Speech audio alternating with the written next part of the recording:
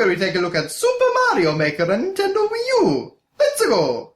Okay, so on the front cover here, of course, we have Mario in his construction attire. So he's got a hard hat with a signature M on it, as well as like a little hammer here and a pouch. I actually quite like the design. The yellow and red kind of blend quite well, and it works very well for the box art as well.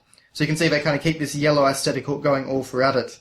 But, of course, we have the Super Mario Maker logo, and up here we have a bunch of crazy chaos going on with Mario 1 assets. So you can see that this is in the editor by the grid lines in the background. And we can see all kinds of crazy stuff. We can see the hand placing a warp pipe, a giant blooper coming out of that one. We can see Bowser riding a boo, Mario's jumping trajectory, of course, a thwomp, a piranha plant, some Goombas, including a giant Goomba, Spiny, a winged mushroom. Lots of cool stuff. And just basically trying to convey the idea that this is a Mario Maker game. This is about constructing Mario levels. Okay, and of course up there you can see that it is Amiibo compatible. So up the top, if I can actually get that on camera, you can actually see it just says Super Mario Maker. Unfortunately, EB Games seems to be really bad at keeping these things in decent condition, because, all of them that were on the shelf were not in the best condition, but that's just what you get, I guess, when you have a special cardboard box, but a bit of a shame. So I do really appreciate that they keep this going on the sides of the box, so you can see the other aspects of the little level they were making, including a flying Cheep Cheep there. Okay, so then on the back, everyone can play it, anyone can make it, and includes hardcover artbook, which we'll be getting to very soon. So of course we got some more great artwork there. We've got little, construction Mario running with a trolley full of Mario 1 assets, which is just a cute way of sort of representing the construction process of the game. Then we have the different styles of the game. 4 different classic styles. Super Mario Bros. 1, you can see we've got a great piece of artwork of Mario 1 right there. We've got, of course, the classic Tanuki Mario artwork there, which holds a very special place in my heart because there was a video shop that I used to see whenever we'd go on holiday, and they had a giant full, massive wall-sized mural of that artwork painted on the back of a video shop, and that was really cool seeing. Of course, we've got Super Mario World, and we see a lot of the various villains and enemies from the game. And then over here, of course, we have the new Super Mario Bros. U Star, which is as plasticky and lifeless as ever, but, the backgrounds, at least from Mario U, are nice. And I will say that's actually a pretty good render. Okay, so then we have a cute little render of blue and yellow Toad playing the courses on the Wii U gamepad. So, of course, play includes ingenious courses ready to play. Create, revamp other people's courses, or make your own from scratch. And I appreciate that Mario is actually gluing the wings onto that question mark block. That's just a nice little touch. And, of course, share. So, play courses created by people from all around the world. Just don't expect to find them within the Wii U editor. You've got to go online to really find the good stuff. But anyway, and of course you can see that you can use pretty much every type of controller that's on the Wii U. Okie dokie.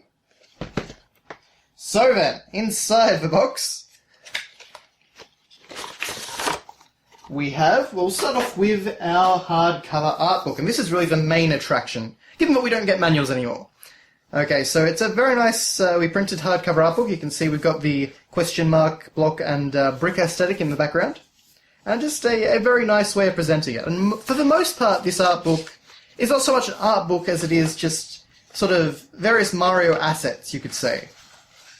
We get to some cool stuff right away. We get what I believe is Koji Kondo's original notations for the classic Mario Overworld theme from Mario 1, of course. So this is a really cool little detail to throw in there, and it's kind of cool to see the original sketches. Again, assuming that's what it is, it looks like what it is. I can't read music that well, but da da da da da da. So I imagine that's what it is. And we also can see Mario's jumping trajectory, so like he hits the block, and he hits the 2 blocks down there, he jumps over the pipe, jumps over the Koopa, and gets all the way up to a little vine up here, where he has a little cute musical note coming out of him, which is a very Japanese sort of trope, just to say that Mario's pretty pleased with himself. Aside from that, we've just got things like Hammer Brothers and all that. There's a lot of these sort of things in the booklet. You can see right here, for example, they've made a Nintendo logo with Mario Maker assets, Mario 1 assets, I should say. So that's pretty cool. And then there's just kind of a lot of random stuff here, like, you can see There's a weird enemy combination, of course. There's Mario in a quadcopter while also in a Karibo shoe and wearing a shell helmet. All kinds of weird stuff like that, all the different sort of power-ups and items in Mario 1. And we also get these little codes, and I've actually never used them, but I believe that they are used to kind of, you can access some of the pre-made Nintendo levels using those codes. We get a giant version of the artwork from the back of the box, shows it off a bit better. We have, of course, a great render of Mario there, and a cute little sketch of Mario turning in place after the player changes trajectory. And aside from that, we've got the basics, and this is really the other aspect of the hardcover art book, is that it actually tries to teach you various mechanics. So these levels that you can get, my understanding is that they're basically there to teach you different crazy mechanics in the game. So, for example, creating an image with various blocks, using a shell to hit a question mark block, which will then bounce a P switch up to the top. That's a bit of a tongue twister. And of course, like using springs to get around and things like that. So a lot of this is actually instructional, more than anything. But there is some great classic artwork in the back. And there's all these little random sort of quick sketches, like the birds there, a random platform there, but, some crazy sort of enemy towers up there, all kinds of things. So, there's a cat paw, of course. And then you also do get some of these random scenes which are just kind of various assets thrown together. It's printed really well. It's a really nice book. But a lot of it just kind of is very random stuff. It's not so much artwork or whatnot from the games. We do get to a bit of that, though. But first off, we actually get some sections on mechanics of the game, I suppose you'd say. So things like jumping. And this is basically trying to explain the jumping trajectory of Mario for people that don't really know a lot about it, sort of thing. So, of course, Mario can't jump up there.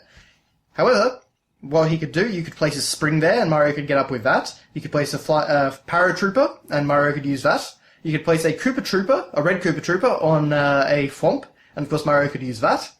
Or you could use 2 bullet bill launchers, and he could get up with that. So just kind of trying to show players how to think, sort of Mario level design. Cute little paratrooper drawings there. And of course we get a page of Skinny Mario, which is possibly the best and worst thing to come out of Mario Maker. Seriously, this guy is terrifying. But it'll be curious to see if we actually get to see that in future games. That would be really interesting to see in 3D. Okay, so then we've got coins and things like that. Lots of different things. Just teaching you mechanics, like leading the player with coin trails or showing them that they can, use different mechanics by placing coins in hard-to-reach places. So that's, of course, showing that Mario can run over the gaps. A lot of crazy stuff with the crazy faces here, and, all kinds of things like that. There's a lot of instructional stuff here. So if you don't really, know much about level design or, how Mario levels work, I think this is actually a really handy thing. I'm not sure if you can get the hardcover art book anymore, or if it was just sort of a first print thing. Because I got this around the time, shortly after anyway, the game was released.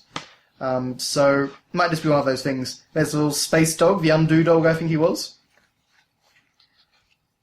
So all kinds of sort of random crazy pictures and all that. Like there's just this thing here, which is just a Goomba going through a warp pipe and being tremendously stretched, I guess.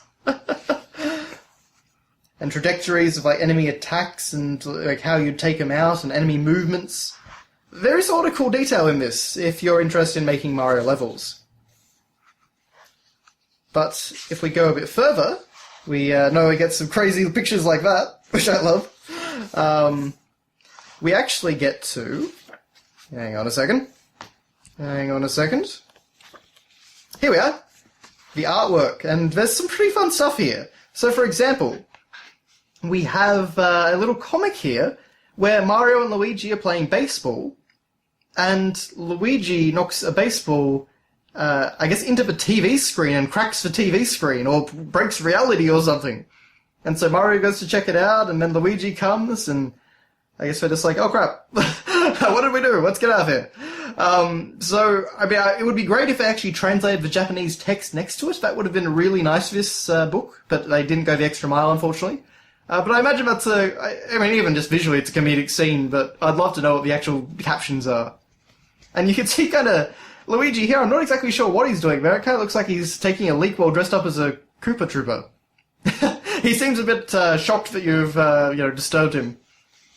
And then we also have the spiny shell that Mario can wear. I don't think he can wear spiny shells in the game. I think it's only Buzzy Beetle shells, but basically just showing that this is good, of course. So it covers his eyes, and that doesn't look right. Or something like that. That seems to be the what I get. Again, it would be nice if the Japanese was actually translated. So then we get a bit more of other stuff, but we do get almost immediately anyway, back to artwork. So we've got some great stuff here. We've got a little post-it note with another little code on it. We've got these really adorable illustrations of, like, Boo's holding a note block, and, this tower of Goombas is carrying stuff, and Mario's carrying stuff, and the Koopa Troopers are carrying stuff, while Lakitu's helping. Toad's pushing a trolley of Yoshi's, and look at that Yoshi face! Look at those eyes. It's just, did I do that? But something looks really weird about it. But I love it, though. It's really classic Mario-style artwork. And you can see, of course, like, there's Mario doing his little bow, which I like. And possibly the most terrifying image of all is a Goomba, or actually what kind of looks more like a Galumba. He's being dragged to the trash can to be deleted. And look at that face. He does not look happy. In fact, that is the face of pure terror.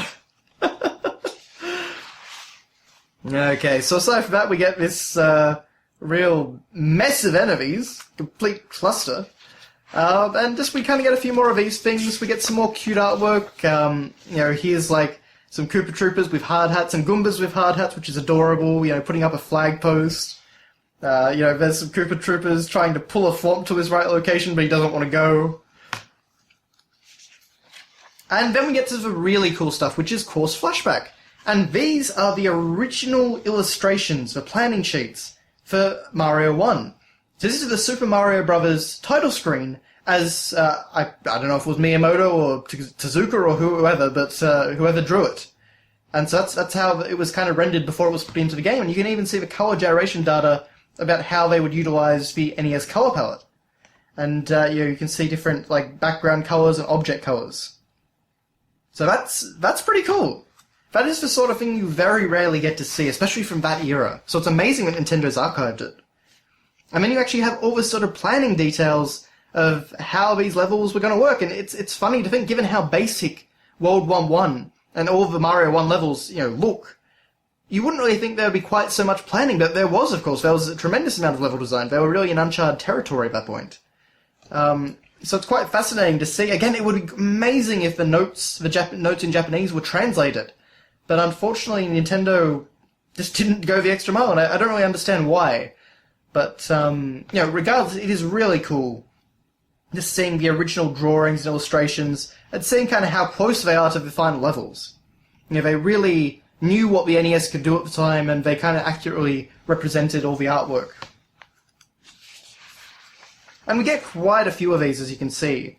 World 1, 2, 3, 5, some underground levels, of course. Mario shooting a fireball at a Koopa Trooper. Underwater levels, and, all this crazy stuff. Of course, they didn't have a background in the artwork. In some of the artwork, anyway. All this kind of cool stuff, which is it's fantastic to see. And then we actually get a castle level. And we can see our very first look at Bowser, who had a dragon head. And you can see him a bit better over here. You can see it's dragon-headed Bowser. And so it's just kind of an interesting look at what they once planned. And what you can also see is that the Koopa Trooper here actually had a Japanese symbol. I presume to signify, in fact, these ones too. So I presume it was to signify between, the behaviours of green and red Koopas, but I guess they decided on a colour switch, which of course was much more intelligent in the long run. But you can just kind of see some slightly different looking enemies here, and it's fascinating. Again, it would be amazing to see what the text actually said, but c'est la vie, c'est la vie. Okay, then finally we get this great little 3D sort of environment with all the different assets. It's kind of Minecrafty in a way. And it's kind of like everything's made of cardboard, actually, which is a neat little aesthetic. And then we get a few more pieces of artwork. So we get a very, very classic-looking Mario. We are constructing things, looking at the map. We get the Toads putting up some question mark blocks. Lakito's holding up the logo. Mario's pushing a trolley, kind of like the CG artwork later. Slightly different variant of that. Mario's putting up a block. He's got his hard hat down there with letter H for some reason. Or A. Yeah, actually it's an A, isn't it?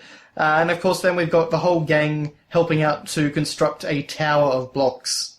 And Yoshi's just, once again, giving us the creepy eyes. Not sure what it is with Yoshi, but I will say he does look very classic. That reminds me a lot of the Mario World cartoon version of Yoshi. And then we get all this crazy stuff too, which is like enemy trajectories and you're eating fireballs with Yoshi and all the different things that could fit in the clown car and all the different artwork. It's really great stuff. So, if you can still get it, I highly recommend it. I think as a Mario fan, it is a fascinating look. Okay, and then we have the one, Mario's 8-bit sprite, Takashi Tezuka's signature, and I believe that's one of the little heart plants that jump around in Yoshi's Island.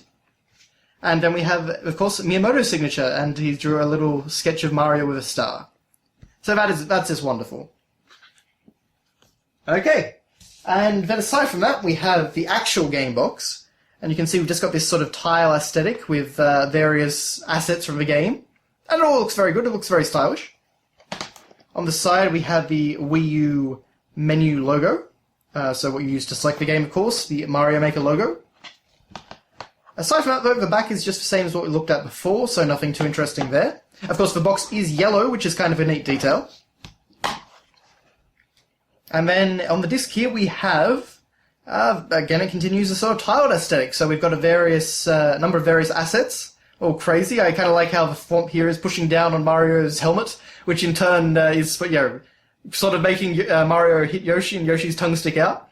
So just a, cute little way to construct things.